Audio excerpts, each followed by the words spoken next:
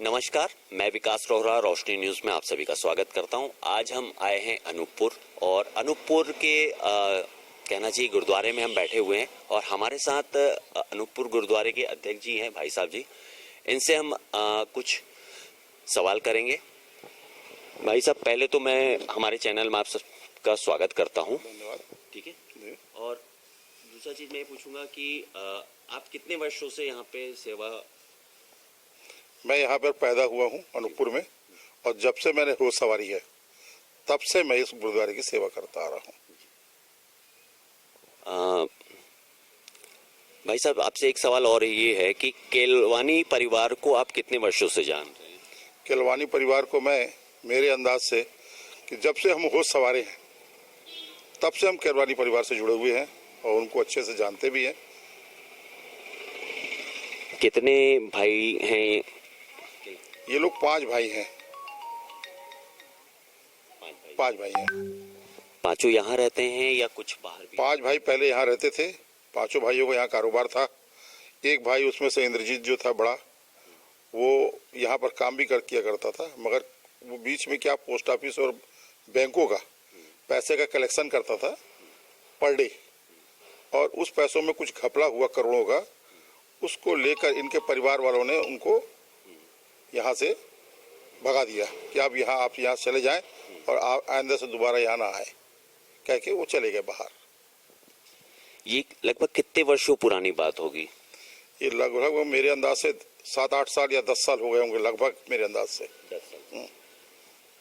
भाई साहब का कहना है कि 10 वर्ष पहले इंद्रजीत जी अनूपपुर छोड़ के जा चुके हैं और उन्होंने कुछ डेली डिपॉजिट को लेते हुए उनका कुछ लेन देन था, करोड़ों रुपए का कुछ था, जिसमें धोखाधड़ी का कुछ था और पारिवारिक इनकी वो हुई। उसके बाद वो अनूपपुर से चले गए और उनको मना कर दिया गया कि दोबारा आप यहाँ पे मत आइएगा।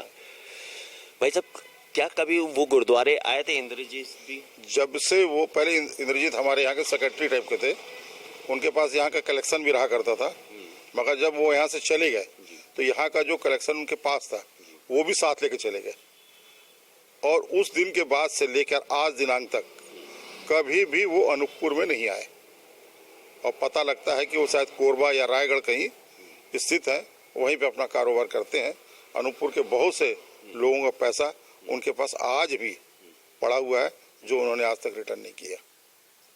अभी आपने कहा भाई साहब कि लोगों का तो उसने खाया है, लेकिन गुरुद्वारे के वो एक कमेटी में भी रहे, आपने कहा जैसा अभी, और उसके बाद आप बता रहे हैं कि कमेटी का भी उसने, यानी गुरुद्वारे का जो है वो फंड लेके गए। गुरुद्वारे का भी फंड लेके चले गए। वो कितने लेके गए होंगे ये अब मेरे को याद नहीं है। लगभग उस वक्त मेरे पिताजी वगैरह थे जब वो उनके साथ रहते थे, उस वक्त की बातें हैं। ये मुझे मालूम पड़ा था कि यहाँ का फंड भी उनके पास कलेक्शन पे रहा करता था।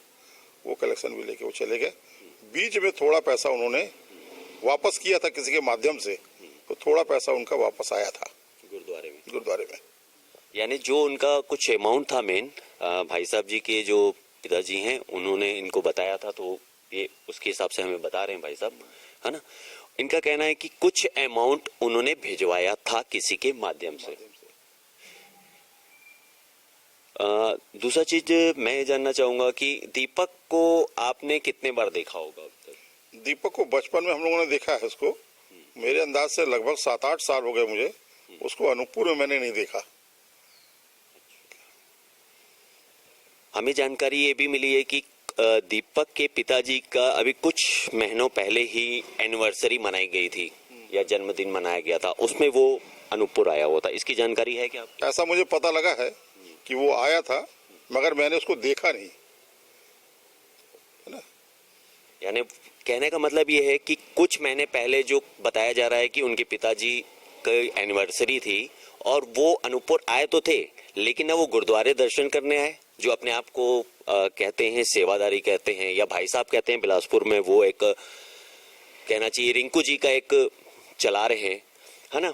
तो आज उसी चीज को हम लेके, जो बिलासपुर में एक बहुत बड़ा मुद्दा उठा हुआ है, 15 करोड़ का मुद्दा उठा हुआ है पैसों का, उसके लिए हम जानने के लिए निकले हैं आज अनूपपुर में। अनूपपुर में हमें काफी सारी ऐसी जानकारी मिल रही है।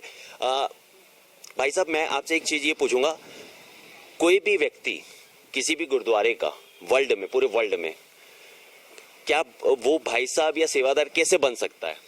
देखिए क्या है, गुरुद्वारे में कोई भी आदमी या व्यक्ति यहाँ पर भाई बन के या गुरु बन के यहाँ नहीं आ सकता, ना उसको यहाँ पे अनुमति होगी। यहाँ पर सिर्फ ग्रंथ को।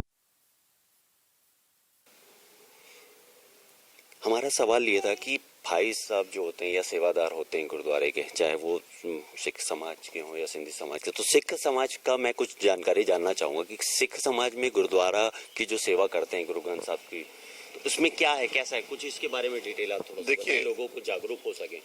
देखिए, गुरुद्वारा में जो भी सेवादार या जो भी ग्रंथी होगा वो ग्रंथ को पढ़कर और ग्रंथ को पढ़कर ही उसके शब्दों का उदाहरण देकर लोगों को समझाएगा, है ना। ये ग्रंथियों का काम है।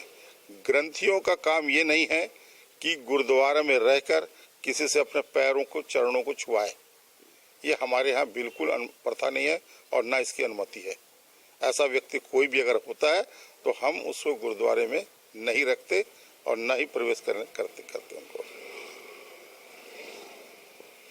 ये थे अनूपपुर के गुरुद्वारे के भाई साहब जी, जिन्होंने हमें काफ़ी कुछ जानकारी दी। इसी प्रकार आप हमारे साथ बने रहेंगे। आपको दीपक के बारे में या उनके परिवार के बारे में काफ़ी सारी जानकारी है, हम आपको देते रहेंगे। आप हमारे साथ जुड़े रहें। देश विदेश की खबरों को देखने के लिए हमारे चैनल रोशनी न्यूज़ को सब्सक्राइब कीजिए और बेल आइकन दबाना ना भूलिएगा।